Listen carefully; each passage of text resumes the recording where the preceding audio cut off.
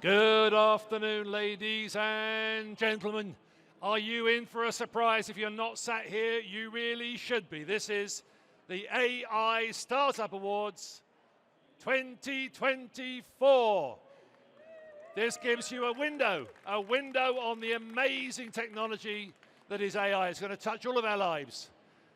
And here is the beating heart of AI in our market. I want to invite the 4 finalists to stand up and take a bow. Please stand up and take a bow. You're going to be hearing from each of them in turn, pitch in front of our celebrity group of judges. I want to invite the judges to stand up, please. Take a bow. Thank you all. You can feel, can't you? You can feel the nervous anticipation, the intellectual horsepower that makes up this crew here today. So firstly, I want to say an amazing thank you to all of those folks who put their businesses forwards for these awards. Honestly, if you're an investor in AI, you need to be here because there are some incredibly talented AI organizations that almost made it. But as with any contest, you've got to have a winner. And we've got 4 shortlisted businesses. Any one of them, frankly, I would personally write them a check today for £1,000. They are all stellar, stellar businesses. And that's got to be a test, doesn't it? If you really believe that these organizations are going to flourish, are going to be amazing, then you're probably onto something. They showed an amazing ability to really use these technologies to drive improved business results from marketing and the application of AI. Are you interested in hearing more? Yes, I can hear you say. Then you're in for a treat. Just to let you know what's going to happen, we're going to invite each of the, it's a bit like the Dragon's Den, each of the businesses to get up and pitch for 8 minutes, no more. Yeah. And then we're going to have some questions, and then we'll rinse and repeat, during which time our talented judges will be evaluating each of the pitches, again from scratch, to see how well they're doing, and at the end we'll have a winner. There'll be a short gap at the end, and then we'll be announcing, to much applause, the winner of the 2024 AI Startup Awards. So no pressure. Okay, so are you ready? You ready for our first talented, you ready, judges? I can tell you've got your pens poised. Righto, our first, we're going to hear from Rosie, who's the CEO and co-founder of Nibble Technology. Over to you, Rosie. Very much. And the timer starts now. Oh my goodness, and the timer starts now. So let's see if we've got any slides. There we are. So I'm here to talk to you about Nibble. Nibble is the most experienced negotiation agent that has been built globally with AI. We've done over 1 million negotiations to date. So who likes negotiating? Oh, we got a brave crew today. Right, normally I get about 50-50, but 85% of people prefer working with a chatbot. So let's show you why sound problems.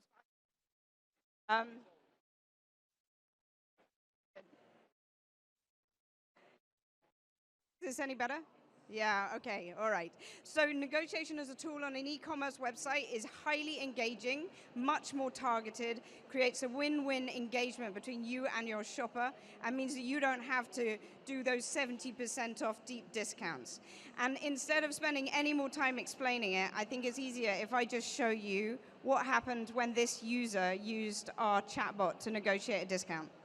So I'm buying some shorts online, and you can negotiate now?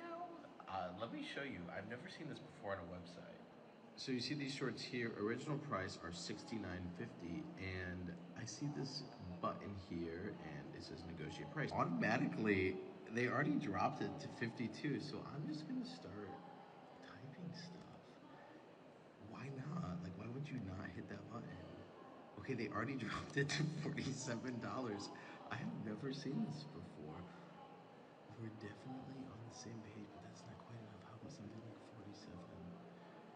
I said no can do, baby. I think it's easier to negotiate online than a real person. Negotiating in real life is hard, but online I can do this all day. I'll do this for like 20 minutes, easy.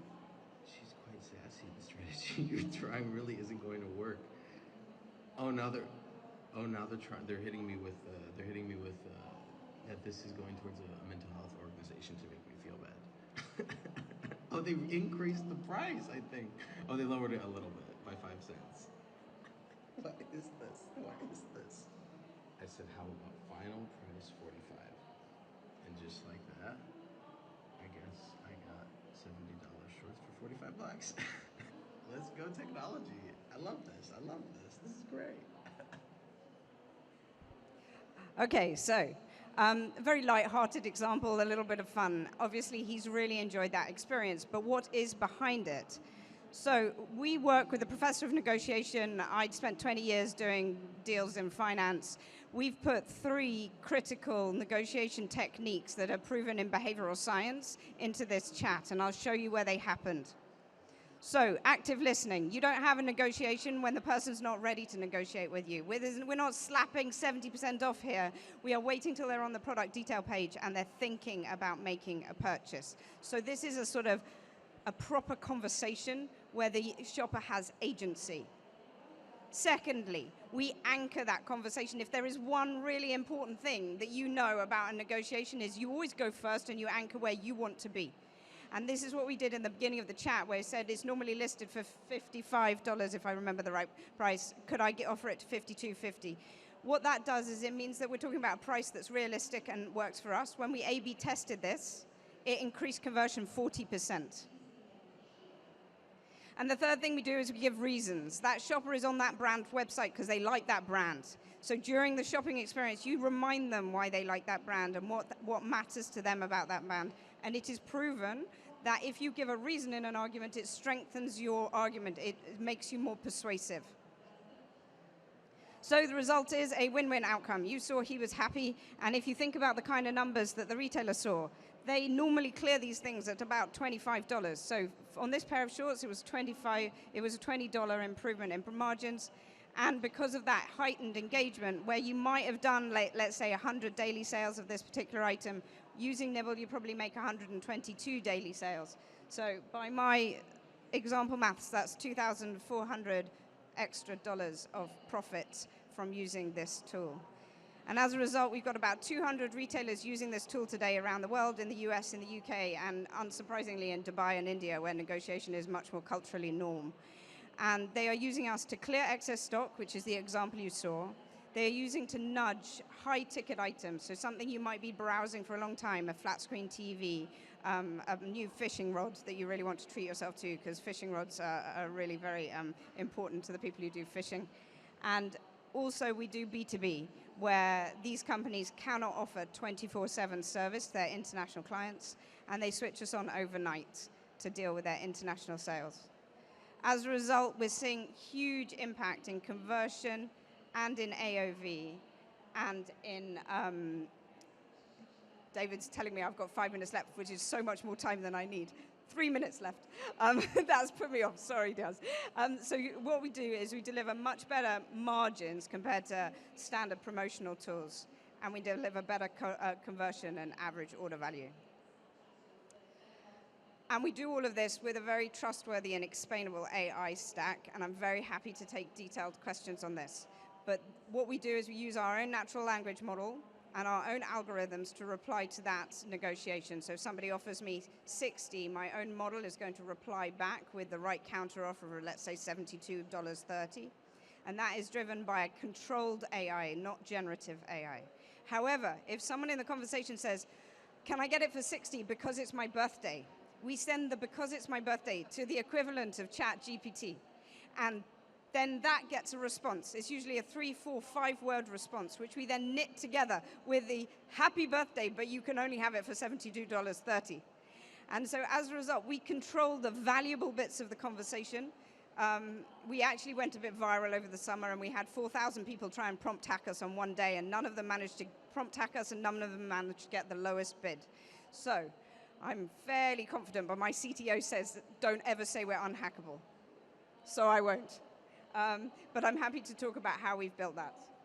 And that's all I was going to say today. I'm very happy to take some questions.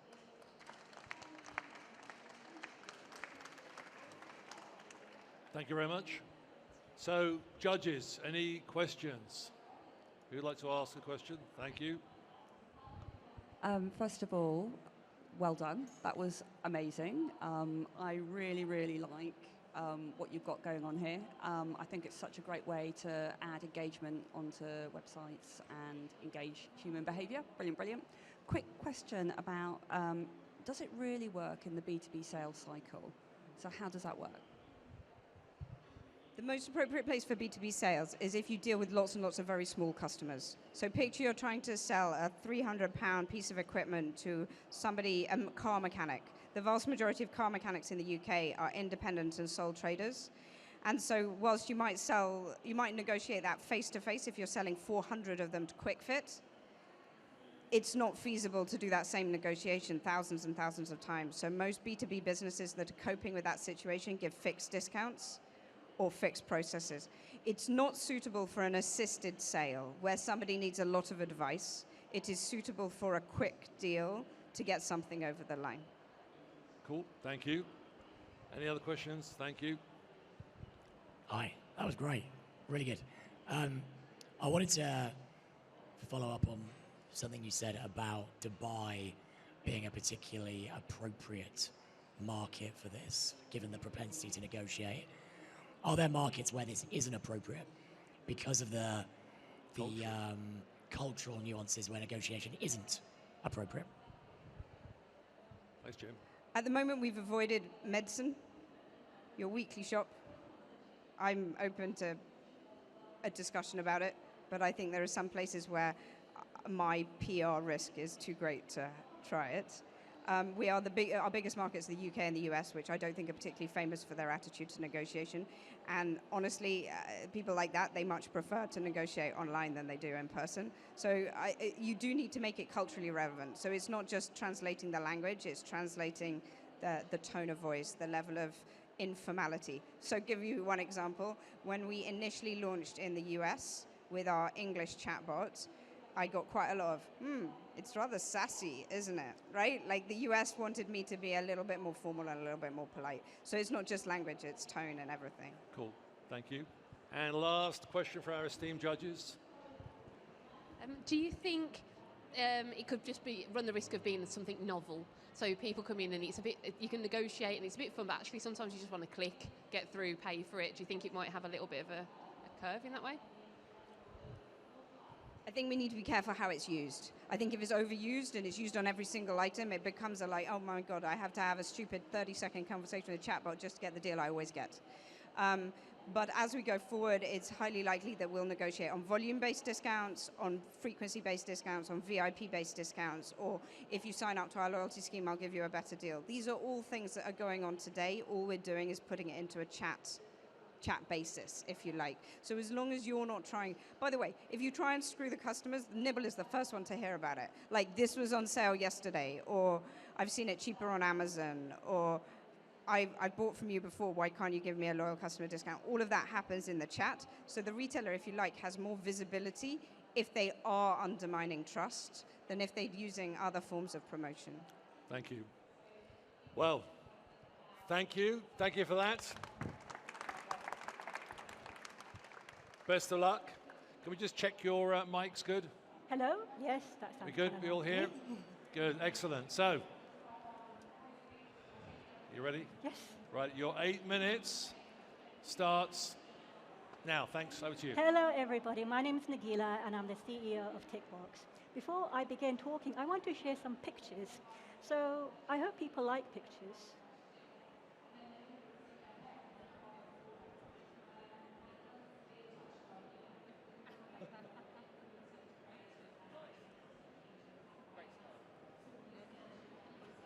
Okay, so my point here is that people don't like something very personal taken without their consent and used for other purposes. I've been quite flowery with the language that I've used to describe what you do, but I could have used any language. I could have made mistakes and misrepresented you. That would be terrible for your reputation and if you were managing a brand. So what we're dealing here with is consent and misinformation. How can we control misinformation? And so these are the two things that TickBox deals really, really well with. So copyright assertion, so you can decide how assets can and cannot be used. and AI labeling to fight against misinformation.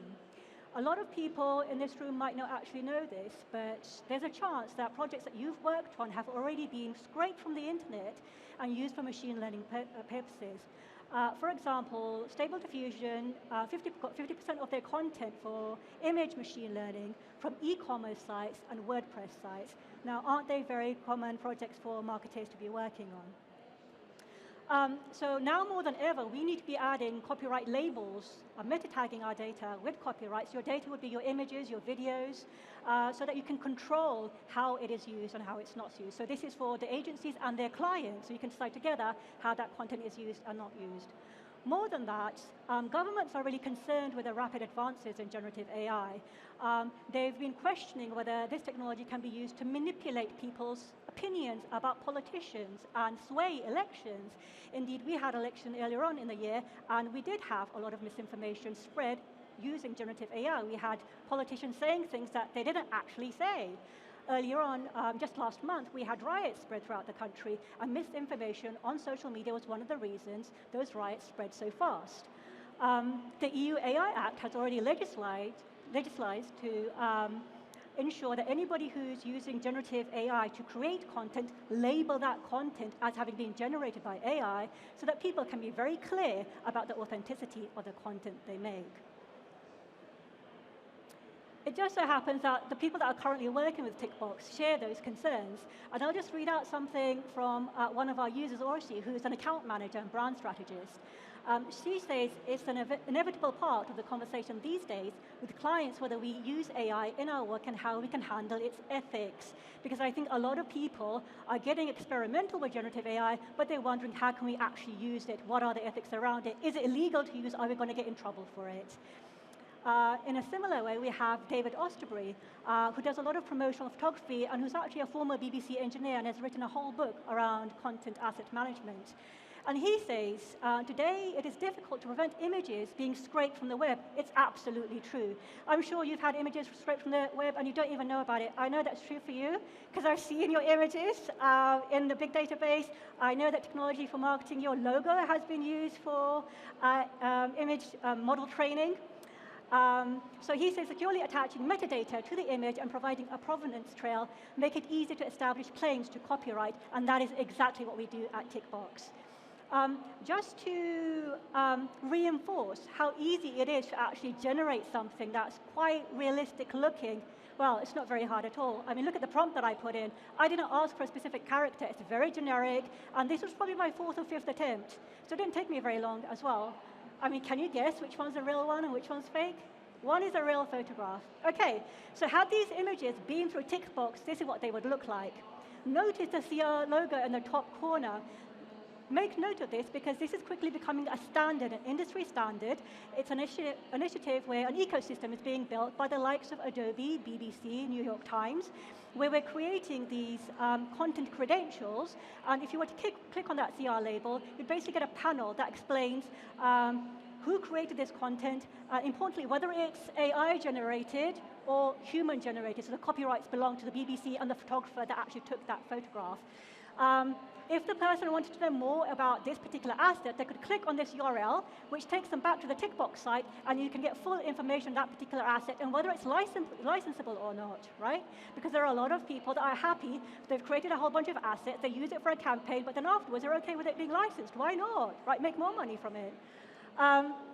You'll notice that there's a certificate at the very top there issued by Tickbox.io Limited. We've basically embedded encrypted information into those assets, and you can post those assets anywhere you want on the web, so it fits into your normal flow of marketing and promoting on social media, for example. And if somebody tries to manipulate this photograph or image afterwards, this secure certificate disappears.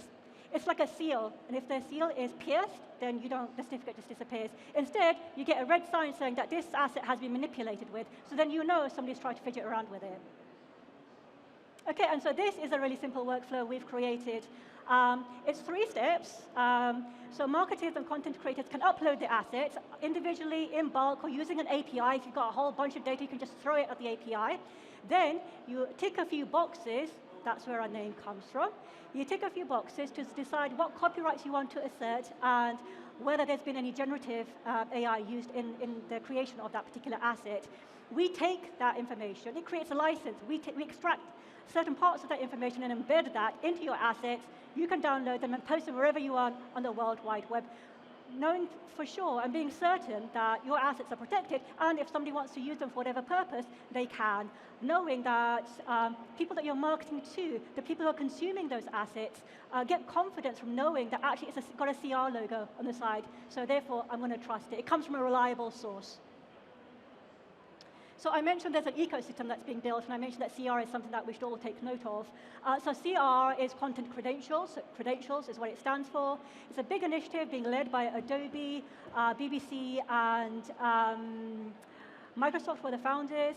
But as of this year, all the big social media platforms, including Meta, Google, TikTok, LinkedIn, X, Twitter, have joined. This means that anybody adding those labels to their assets, when they post it on these social platforms, they will show the label in the corner.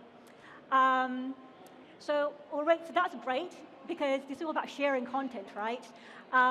And as social proof, we spoke to Creative Commons about how they use their licenses with creatives.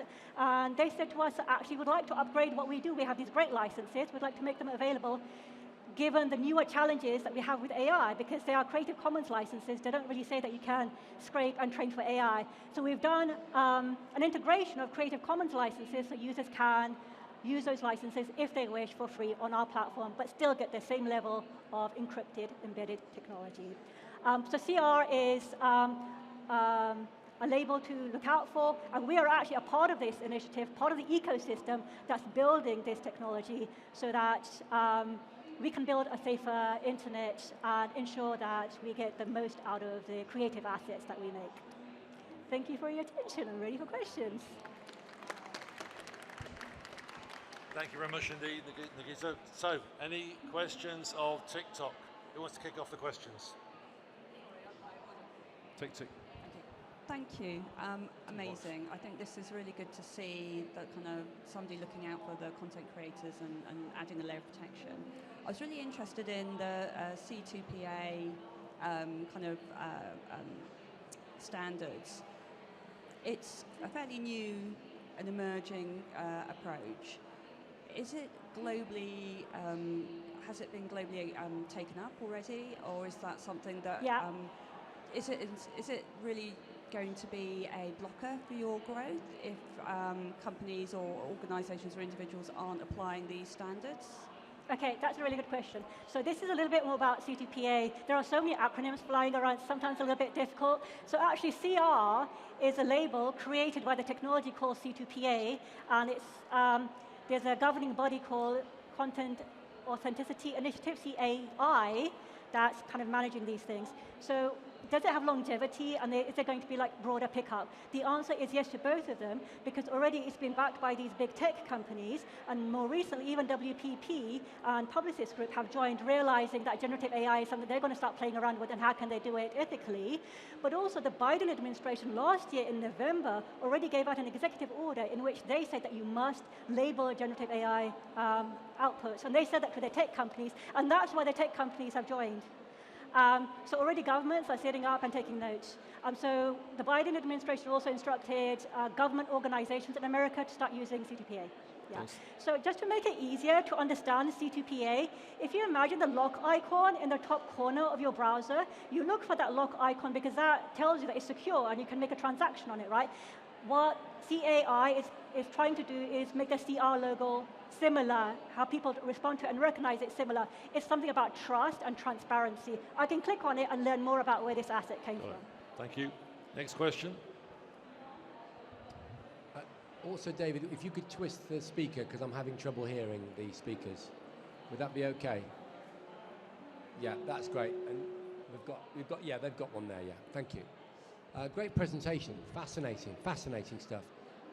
Where does the line between content put out in, say, social media and commercial content come? At what point does an image taken on someone's camera and put on X become something that is a potential revenue source for that creator? Yeah, it's a really interesting question. And so part of so we're not a traditional DRM, digital rights management system. It's because social media and user-generated content has had a big impact over the last few decades, right? It's nothing new to us. So UGC has a huge value. And so then we have the creator economy. So I think it's for the creator to decide whether they want to actually try to commercialize this, and we've built this really simple technology for them to embed copyright-related information and go ahead and use that content as you would have normally. And if it transpires that, because there's a thing about virality with UGC, you don't know if something's going to be popular or not, and then it becomes popular, and you're like, oh, I wish I got more money from it. Well, now you can. So it's hard to kind of draw a line. I just feel it's more dynamic. You know, it's like cultural. You know, what's trending, what's happening right now.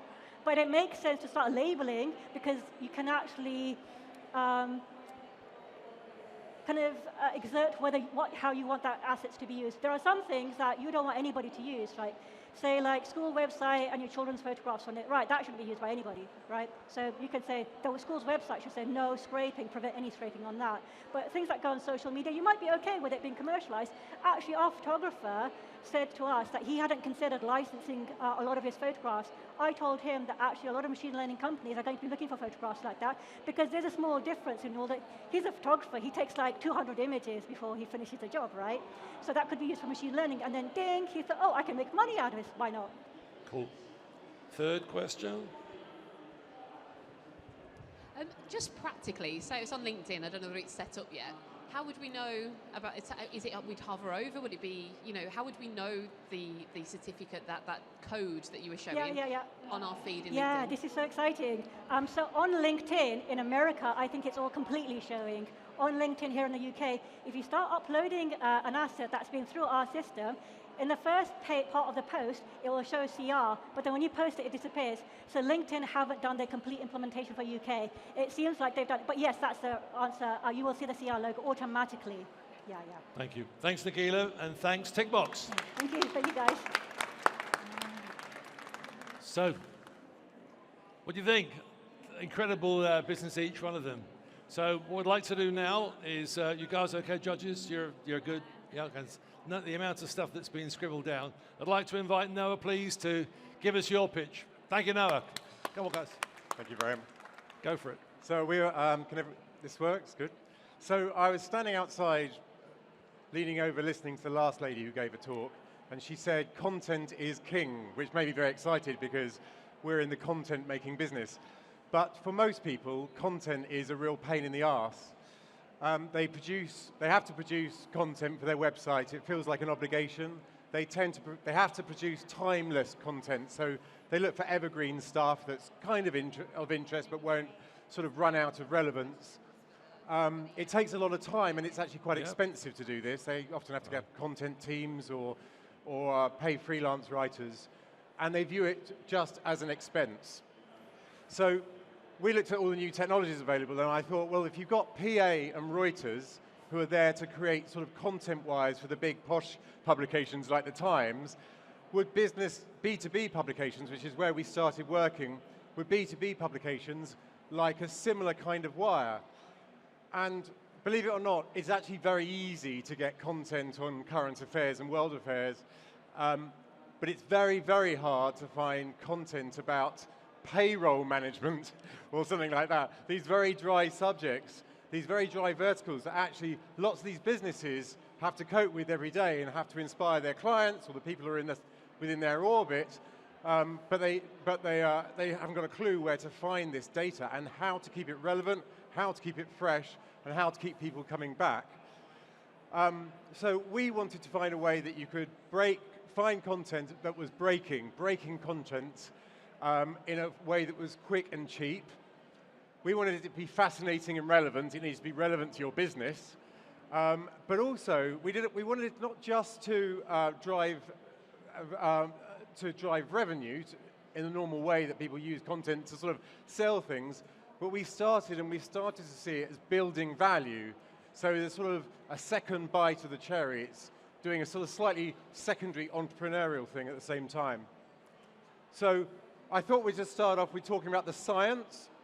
So this isn't a GPT wrapper. We haven't just looked at ChatGPT and built a nice little wrapper that sits around it, and you're putting in a content stream and getting the normal kind of generic content you get from ChatGPT, and that has brought content manufacturing in, using AI into a sort of disrepute, because Google doesn't like generic sort of content that's been just made up from a large language model, and also that content can be, it can hallucinate. And the second thing is, it's not just raiding Google. It's not a GPT plugged into Google, just doing a Google search for you. What we do, we started this journey in Cambridge, when I worked at Cambridge University a couple of years ago, and it's kind of come off the back of that research. We've built a system that connects to every single PressWire API in the world, all the RSS feeds we can possibly find, and putting those together alone took 2 years. We have teams of people trying to do that. We have our own wire service, so people can upload their press to our system themselves, and that's free of charge. And we plug into educational academies, and of course there's social media. So we basically look at about 2.6 million pieces of data, and we read it all with AI every day, which you can imagine is an expensive and complicated undertaking. Then we sort it all, and it has to be sorted in a number of ways. Some people use our system because they want generic content. They want to know what UK political news. That's not keywords, that's just generic, when I say generic context, I mean context of a genre. But most people want very, very, very complex feeds. Let's say they're selling, or they're interested in pets. They're all going to want new pet content that is about the nutritional advantage of certain kinds of foods for dogs, or organic. You're looking for quite complicated sort of content streams that fit with your brand or your publication, if you happen to do a publication. So sorry, I'm just trying to read my own notes, see if I can get some clues where I am. So when we've fetched all that data, we then present it to the client. So the client has gone back, and I'll move to the client side now. They've just put in this little prompt about the kind of news they want. And every day, every few minutes, this prompt effectively activates a search that looks for any new news or any new data or any new anything that's in that sphere. And the moment it finds it, it writes a report to the client. It doesn't provide them, it just says, hey, and it gives them sort of like a headline notice. It'll give you a one or two sentence line about what the thing's about, and the authenticity of the information, whether it's come from a biased source, whether it's sort of marketing, or actually whether it feels like an authentic piece of news. If you like that data, you go and fetch it, and it will then provide you with a sort of draft. And this is where there's sort of a bit of AI involved here, because we play down the AI side because we're actually now providing this wire to a lot of very serious publications, and the journalists don't really, so we present it to them as data. Reuters do a similar sort of thing where they present their journalists with data, but they work on what's called an 80-20 basis, and we encourage our editors to do the same. So they treat our draft as just a really good piece of data, a nice formatted piece of thinking, but then hopefully they'll go away and add their own spin to it, get their own quotes, humanize it a bit. But in fact, the copy's pretty good. It very rarely needs that. Oh my God, I'm running out of time already. Right, so I'm going to skip through and give you an example of how this could work. So I thought I'd use the e-commerce expo. I thought, how would I revolutionize this business? So they have this, and in 2 days' time, they'll pack up the trestle tables and all go home. And no one will remember this expo until next year, when they're desperate to get you to come back again. Then they'll start sending out emails. They do a bit of content. They get 5 pieces a month, which probably is a pain in the arse to do, but it's not a draw. So I then created an e-commerce wire, and this is how the wire comes, which are little personal reports. And you just fetch the data, and then it provides you with a draft. And then if you choose a draft, this is how the drafts. And then at the bottom, you'll see that all the sources. So there's 1 minute. There's 10 sources here. So we're not stealing one article. This isn't about stealing copy. This is about getting a story idea that's floating around and then retrofitting it, really looking at the market and testing everything with sources to make sure that the article is both accurate and well-resourced. Now, the reason why this, I think, is valuable is not just with Expo then be able to have engaged with their customers the entire year round, but they'll be growing a second asset. They will actually have a B2B magazine in the e-commerce space. So completely aside to how valuable this piece of real estate must be as an exhibition, they will have created a secondary business whilst doing what most people consider a boring expense that does very little for their business, but they have to have it. Thank you. Righto, questions from our judge? Thank you, Kareem. Should be. Are you on? Try again, buddy. Can you hear me? There we go. Got it. What happens when a user puts in a prompt and then it either breaks or it doesn't know how to respond? Does it notify you as that technology owner that you need to improve the model, or will it try and find other sources but not deliver relevant content? Yeah, so when they put in their feed prompt, so our system actually analyzes everything they've said, including the name they've given their publication. It works it all out, and then actually it works in the background to re-engineer their prompt without them knowing. And actually, we actually then create about 10 prompts behind the scene because they never get their prompts right. And unfortunately, that's been our biggest journey, is making it user-friendly, making it so it fits into one prompt. When we started, it was with keywords, and it was like lists of keywords, and it was like, let's say you wanted just to run a thing about restaurants in Barcelona. You know, you put keyword Barcelona, keyword restaurant. It's just so hard. Can you imagine what the kind of results you get? Either everything about Barcelona or everything about restaurants, but very few that interlock. So getting that technology to work behind the scenes was the most complicated aspect. Cool. Thank you. Jim? Thanks. I want to speak to you. So really. Okay, great. What's the commercial model? Is it licensed, usage-based? How are you monetizing it? I have to be honest that we don't know. So we don't know what the commercial is on it. We've got some people who are licensing at the moment.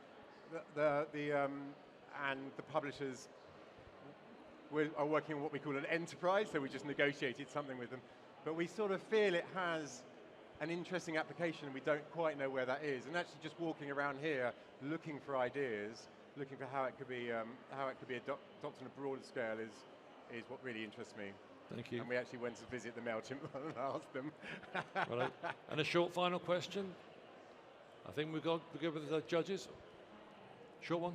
You had an image with your blog post. What does it source images, or is that just for your presentation? Yeah, so this is an example of a site that we did for a carbon reclamation company. So these people specialize in reclaiming, giving you advice about, and they want to be the main font of news so that everyone who's interested in carbon reclamation and carbon sequestration come to them. And we just auto-generate all their images because it's quicker, but there's a drag and drop, so the publishers will use their own images because they would never use. But for here, we stylized them all in green for that because they wanted a style of image that looked like an illustration more, so it didn't look like fake. But you know, however they want, all those tools are in the background for them to use. Thank you, Ivan, and thank you, Noah. Thank you very much. You. I'm going to get some water. Right. Are we ready for our last presentation? Across to Yosemite. We good? Yosemite, over to you. Great. Hello, my name is Surya. I'm the founder of Yazani, which is an AI LinkedIn marketing assistant, helping businesses go to market faster. First, I want to talk about why I started this business in the first place. So I grew up wanting to serve this great purpose with my creative ideas. I had ideas for music, film, web applications, inventions, and a whole bunch of other things. But I thought, hey, you know what?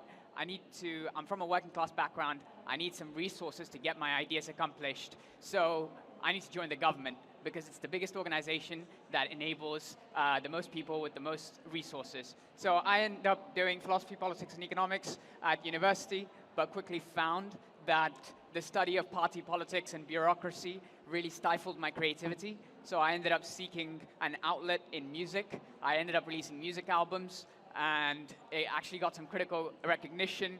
I was played on BBC Radio, featured on Rolling Stone magazine, but I got £336 in remuneration. And I was like, okay, I put £3,000 of my summer job money to making these records, but I got £336. So I was like, this isn't financially sustainable.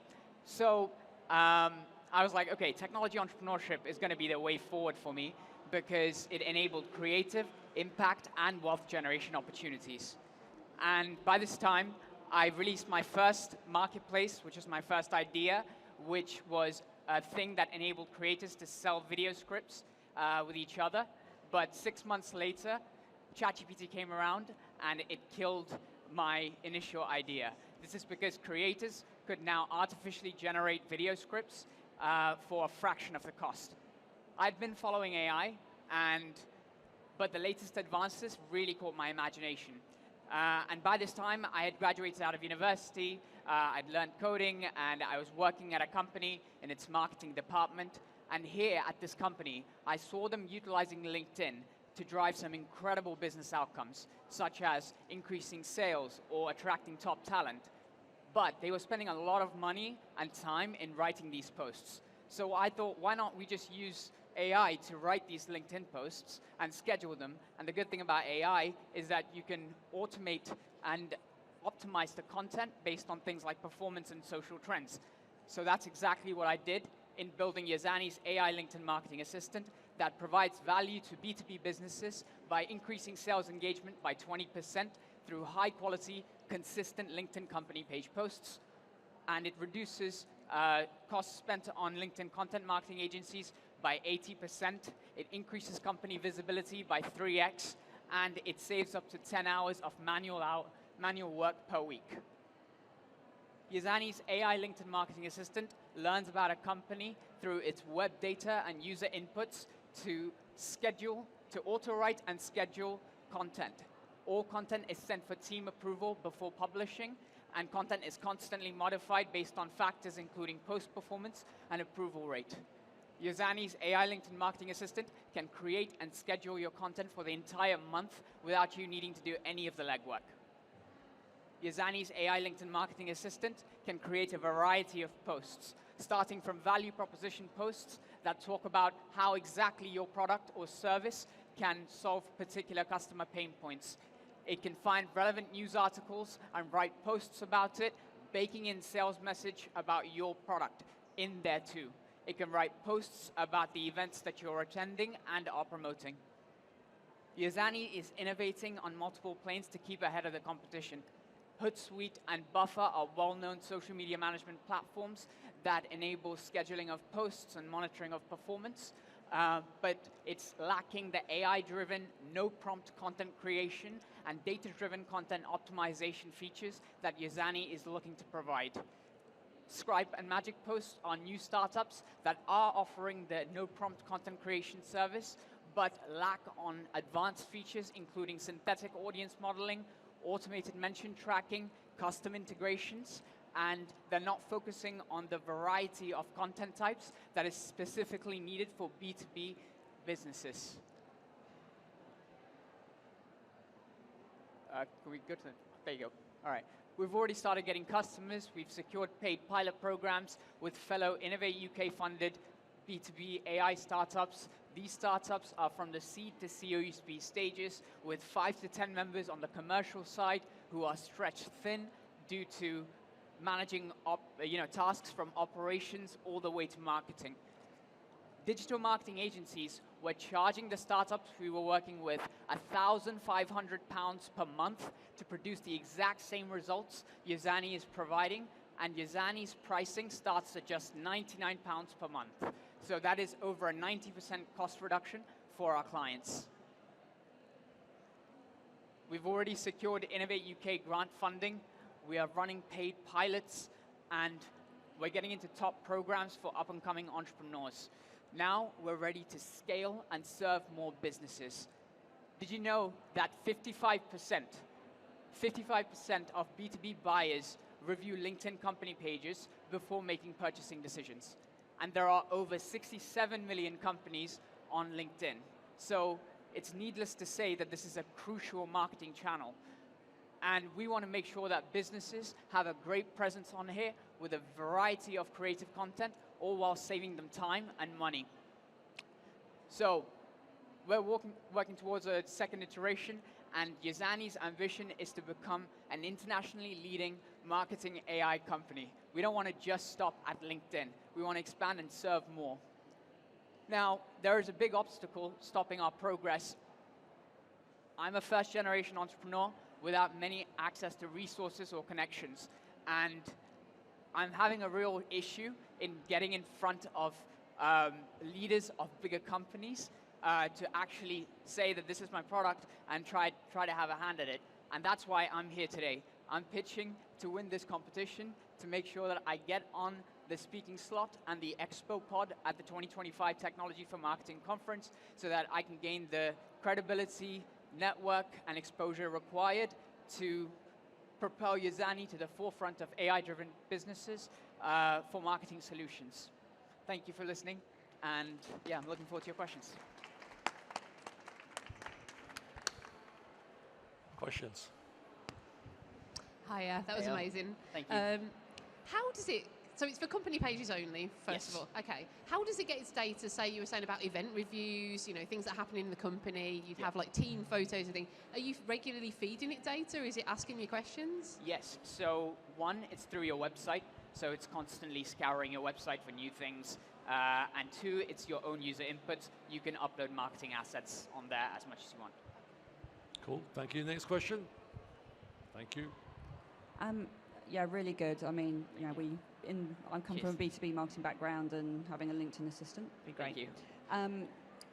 How long does it take to actually learn enough about your business to provide that kind of relevant content and interaction? Sorry, the last part I can't hear. Sorry. How long does it take for it to learn about your business and the right kind of content?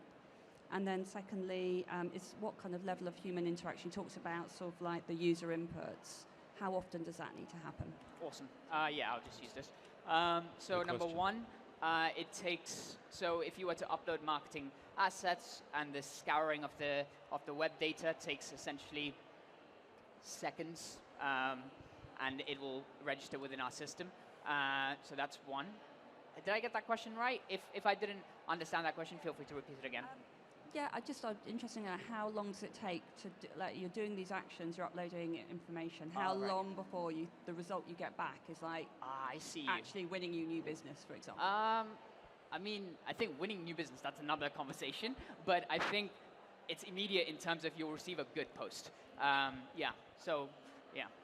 Immediate, yes. And the second question is, what was it? Now I've forgotten. I think you might have answered it in terms of just the level of human kind of interaction here. So like how often should a marketing team be uploading those other assets? Yeah, there are some teams who actually don't even upload anything because they just leave it to the website. They're just updating on the website, and then our system is constantly feeding on the website, so it just syncs in with it. But they can upload it every month, for instance, and it will change accordingly. But in terms of human review, every single post is sent for the team for review.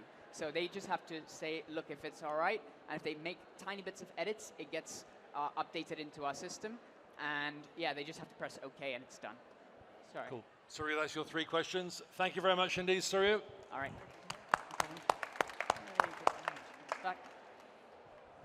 So, if we'd ask you sit tight, we're going to get the data from the judges so that we can actually put all the details together. All right, get the data together, secret squirrel that. And we need about 3 or 4 minutes, during which time I'm maybe going to carouse you with my rendition of My Way. Really? All right. Oh. Well, let me instead just point a few, I would if you like, a few things around the field of AI that you should be maybe keeping your eyes on. I'm not sure if any of you have seen the sort of hot news in the field of AI today. the UN has actually published a paper. I've only had a summary of it, but it's trying to pull into shape across sort of the northern countries and the sort of southern countries on the planet, sort of rules around making sure that AI is a power for good. I'd recommend you take a look at that, because it covers not just the ethical, but the business model, suggestions as to how we might run that in each market. You need to take a look at that. Also want to point you towards some incredible insights from the likes of Forrester and Gartner. I make a living chairing events in the marketing area, in the experience area. Had Forrester start off this AI conference and Gartner finish this AI conference. Forrester and Gartner said almost exactly the same things, and it's this: the jobs that are easiest to automate at the moment, the likes of contact center jobs and so on, very process-driven jobs, but they're cheap. Yeah, so the focus is there simply because you can. The real work is in trying to automate some of the knowledge management jobs, and they assert that over the next 4 years, the average tenure, listen to this, average tenure of senior leadership roles are going to move from 4.5 years to 2 years. Think about that, from 4.5 years to 2 years, because a large part of it will be able to be automated using these technologies. So that's going to very significantly change the dynamic. The minute you get into a job, you're going to be wanting to position yourself for the next job. So it's a great support, it's a great addition to the way that we work, but it's also going to change the very nature of work. You need to be staying on top of that. Plus, if you're in professional services, who's in consultancy in this room? Who does consultancy? So some interesting news there. My wife, she was in KPMG for a number of years, a partner in New York. She joined a large, there isn't a larger bank, and she's running an incubator for them.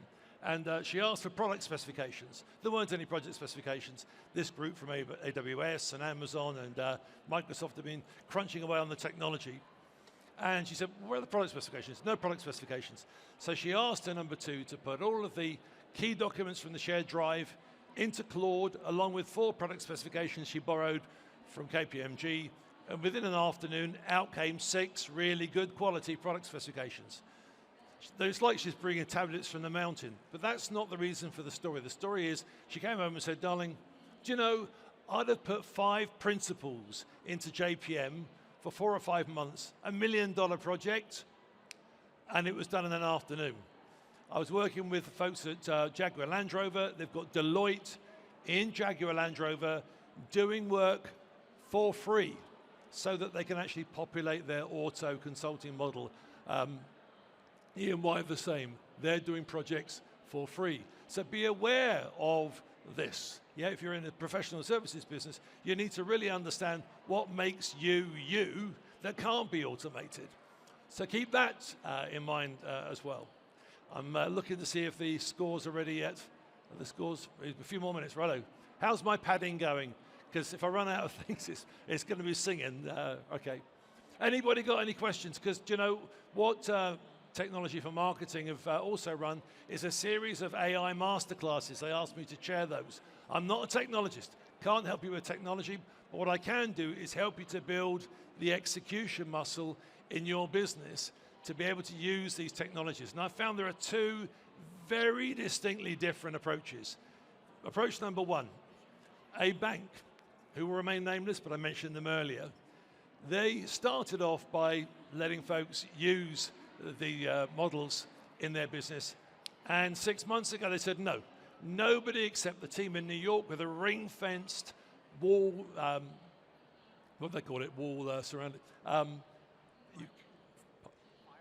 Well, you can't permeate this wall that's in New York for JPM. That's where our AI gets done, right? So they've got a wall around that, and nobody else in the world is allowed to use AI on their kit. At the same time, working with an incredible bunch of people at Coca-Cola in Europe. It's a guy who you really need to connect with, who's the head of Agile and AI at Coca-Cola. I'll give you his coordinates later. He said, you know, David, what we've done is we've actually allowed everybody in Coca-Cola to use these tools. Sales, building maintenance, HR, everybody. We encourage them to see how they can improve their job. But then we get very, very old school. So if you're in HR and you've been using this tool, you have to bring this one pager, and we make sure it's a physical piece of paper, and say, I've been trying to achieve this, I can't because this AI helps me do it in this way, this is what I'd recommend as the next step. Yeah, so Coca-Cola across Europe, every month they have a group of people meet to look at this stack of possible improvement projects. And a business the scale of Coca-Cola only allow themselves to tackle 5. I think that's a beautiful sort of paradox. You've got folks here who say, no, all of the intelligence can only be stored and used here, and over here saying everyone's got a role to play in the business. Yeah, so the masterclass that TFN run, we're going to be starting them again in the fall. Watch out for the invite to that. Any other questions around this? I could go on for hours talking about the application of this technology. We're ready? Righto. I can sense the nervous anticipation. We've got 4 amazing businesses. I wasn't kidding when I said I'd be happy to invest £1,000 of my own money in each one of them. They're incredible businesses. Aren't they different as well? Yes, in terms of their variety. And I know we're going to have a winner, but I want you to put your hands together. Please, guys, stand up, and let's give a round of applause to all 4 of them. Yes? Rightio. So, stand up. In 4th position is, drum roll, is Noah. So thank you very much indeed. Thank you. In 3rd position is Tickbox. Thank you. Thank you. Real stress now. In 2nd position is Yosani. Thank you. Which means in 1st position is Nibble. Great job. Right. Did you want to do photographs of that? How do you want to do that? Of all the judges as well. All right. I want to say an amazing thank you to our incredible winners, but also to our incredible judges. Up again, guys. Let's see. They want to do a photograph of you. All right, so up here at the front. Right, that's the end of the awards. Please sit tight for a few minutes more whilst we do the photographs.